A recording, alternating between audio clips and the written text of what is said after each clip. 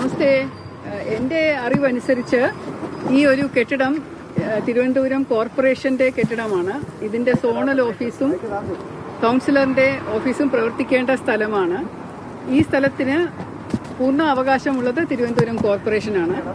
അപ്പം ഇദ്ദേഹം Shri V K Prashant എൻ്റെ വളരെ അടുത്ത ഒരു സുഹൃത്താണ്.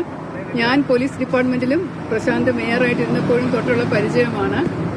എൻ്റെ മോന്റെ കല്യാണം ഇദ്ദേഹം മണ്ഡപത്തിൽ നിന്നാണ് നടത്തി തന്നത്. അത് കല്യാണം അറ്റൻഡ് ചെയ്തിട്ടുള്ള 2500 പേർക്കും അറിയാം, അവരത് കണ്ടിട്ടുള്ളതാണ്. പ്രശാന്ത് ത്രൂ ഔട്ട് കല്യാണ മണ്ഡപത്തിൽ തന്നെ ഉണ്ടായിരുന്നു. അങ്ങനെയുള്ള എൻ്റെ സഹോദര തുല്യനായിട്ടുള്ള ഒരു ആളാണ് ഇപ്പോഴത്തെ വട്ടിയൂർക്കാവ് MLA പ്രശാന്ത്.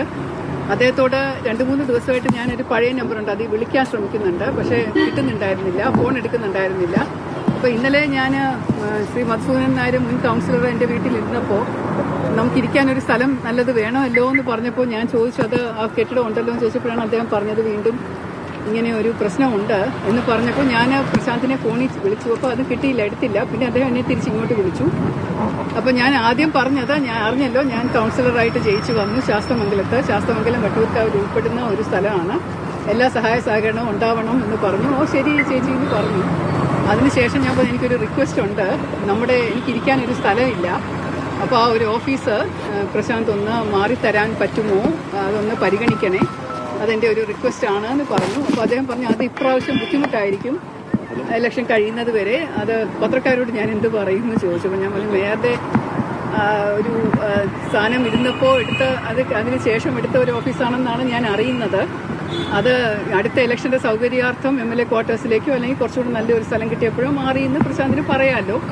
ഇതെനിക്ക് കിട്ടിയാൽ എനിക്ക് 5 വർഷത്തേക്ക് കൗൺസിലർ ആയിരിക്കേണ്ടതല്ലേ, എൻ്റെ ഓഫീസ് വർക്ക് ചെയ്യേണ്ടതല്ലേ, എനിക്കിവിടെ ജോലി ചെയ്യേണ്ടതല്ലേ, ഒരുപാട് പേർക്ക് ഇവിടെ ഇരിക്കേണ്ട സ്ഥലം അല്ലേ. അപ്പോൾ അതുകൊണ്ട് എനിക്ക് പരിമിതമായ സ്ഥലത്ത് ഇരുന്ന് ഓപ്പറേറ്റ് ചെയ്യാൻ പറ്റില്ല. അതുകൊണ്ട് എൻ്റെ ഒരു റിക്വസ്റ്റാണ്, ദേവിയെ ഇതൊന്ന് പരിഗണിക്കണം, പെട്ടെന്ന് വേണ്ട, പതുക്കെ മതി, പ്ലീസ് എൻ്റെ റിക്വസ്റ്റാണ്, ഒന്ന് പരിഗണിക്കണം എന്ന് പറഞ്ഞപ്പോൾ അദ്ദേഹമാണ് ഇങ്ങോട്ട് പറഞ്ഞത്, അത് പറ്റില്ല, ഒഴിപ്പിക്കാമെങ്കിൽ ഒഴിപ്പിച്ചോ എന്ന് പറഞ്ഞു. ഞാൻ അതിനുശേഷം അങ്ങനെ പറയല്ലേ പ്രശാന്ത്, ഞാൻ ഒരു സഹോദരി ചേച്ചിയുടെ സ്ഥാനത്ത് നിന്ന് പറയുകയാണ്. മധു കേട്ടതാണ്, എൻ്റെ കൂടെ എൻ്റെ ഭർത്താവ് ഉണ്ടായിരുന്നു, വേണമെങ്കിൽ അദ്ദേഹത്തോടും ചോദിക്കാം. എൻ്റെ ഫോണിൽ റെക്കോർഡില്ല, ഞാൻ അങ്ങനെ ഒരു ക്രാഫ്റ്റിനെസ് എനിക്കില്ല, ഞാൻ ആരുടെയും ഫോൺ കോൾ റെക്കോർഡ് ചെയ്ത് വെക്കാറില്ല. പക്ഷേ എൻ്റെ അറിവിൽ പ്രശാന്തിൻ്റെ ഫോണിൽ കോൾ റെക്കോർഡ് ഉണ്ടെന്നാണ് തോന്നുന്നത്. നിങ്ങളത് പരിശോധിച്ച് നോക്കൂ. എൻ്റെ യാചനാ സ്വരവും പ്രശാന്ത് ഇങ്ങോട്ട് സംസാരിച്ച സ്വരവും നിങ്ങൾക്ക് തന്നെ നേരിട്ട് കേൾക്കാം. എൻ്റെ അറിവിൽ ഇങ്ങനെ ഒരു കരാറുണ്ടെന്ന് എനിക്ക് തോന്നുന്നില്ല. ഇതൊരു അഗ്രിമെന്റിന്റെ ബേസിസിൽ വാടക കൊടുക്കുന്നുണ്ട്. അപ്പം കോർപ്പറേഷന്റെ സ്ഥലമായതുകൊണ്ടാണല്ലോ വാടക കൊടുക്കുന്നത്. അദ്ദേഹത്തിന്റെ സ്ഥലമാണല്ലോ, അദ്ദേഹം വാടക കൊടുക്കേണ്ട ആവശ്യമില്ലല്ലോ.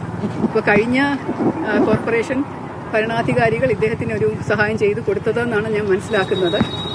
അത് കോർപ്പറേഷൻ എനിക്ക് കൗൺസിലർക്ക് ഇരിക്കേണ്ട ഒരു സ്ഥലം വേണം എന്നൊരു ആഗ്രഹമുണ്ട്, കാരണം എനിക്കിവിടെ കൗൺസിലറായിട്ട് പ്രവർത്തിക്കണമല്ലോ. അപ്പോൾ അതുകൊണ്ട് ഒരു ഓഫീസും സെറ്റപ്പും മീറ്റിങ്ങിനുള്ള സ്ഥലവും ഒക്കെ വേണം എന്നുള്ളത് കൊണ്ട് അതിപ്പോൾ ഇല്ല. സൗകര്യം ഒരു ചെറിയ മുറിയും ബാത്റൂം മുഴുവനും ക്യാബിനറ്റും ഫയലുകളും പൂട്ടിയിട്ടിരിക്കുകയാണ്, നിങ്ങൾ കണ്ടതാണല്ലോ.